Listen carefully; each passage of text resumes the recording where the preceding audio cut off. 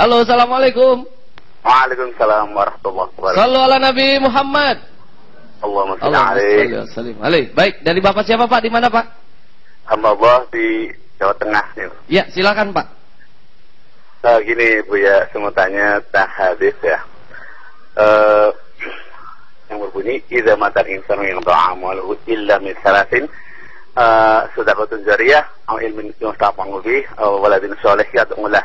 Yang saya mau tanyakan gini Bu ya, umpamanya saya mendoakan orang tua itu doa maksudnya tentang dosa-dosa orang tua kita, apakah semua jenis macam dosa atau dosa tertentu saja yang bisa diampuni dengan doa kita gitu. Yang pertama itu. Yang keduanya, apakah berdosa kita memandang wanita yang tidak berjilbab di layar televisi gitu. Terima kasih Bu ya.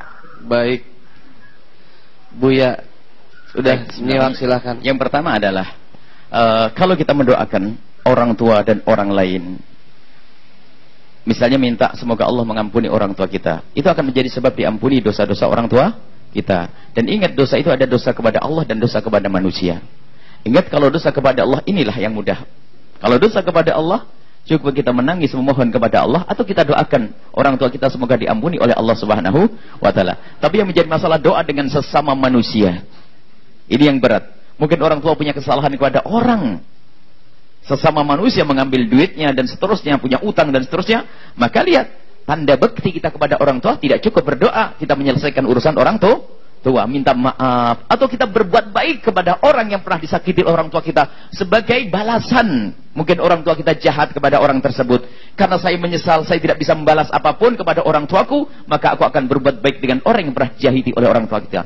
Kita doakan ya. Mungkin orang tua dulu menggunjing, kita doakan orang yang digunjing orang tua kita. Mungkin waktu kita hidup dengan orang tua kita pernah memfitnah orang lain, kita berubah dari yang difitnah menjadi kita muliakan. Itu loh cara bertobatnya. Jadi tidak cukup dengan istighfar. Makanya anak yang soleh yang mendoakan. Kalau soleh itu mendoakan tidak cukup dengan doa, maka dengan kesolehan sang anak dia mengerti apa yang harus dilakukan untuk menebus dosa orang tuanya.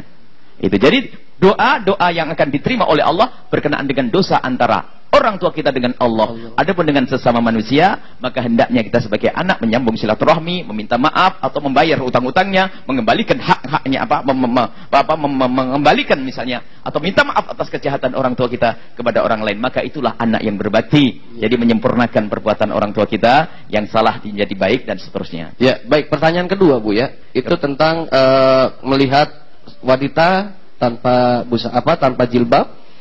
Maksudnya, apakah itu haram atau tidak? Bagaimana tuh hukumnya? Melihat atau nonton TV, lihat begini. Cewek. Kami himbau kepada siapapun yang telah dimudahkan Allah untuk mengenakan kerudung. Ingat, kerudung adalah amal zahir, dan itu penting.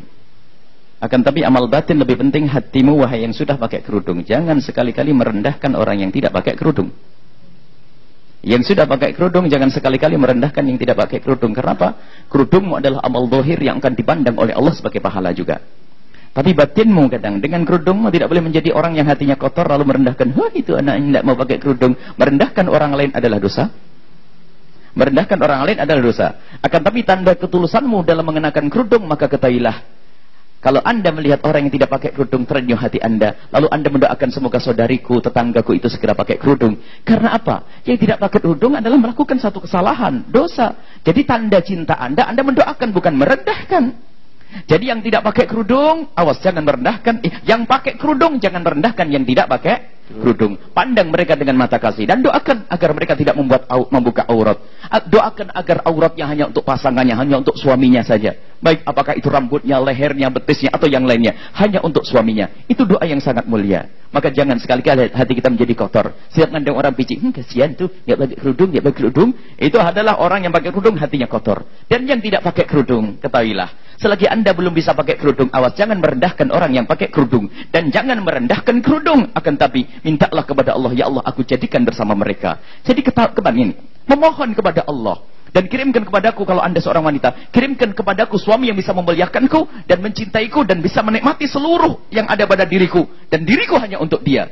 Minta suami yang senang pakai kerudung sehingga dirimu hanya untuk suamimu.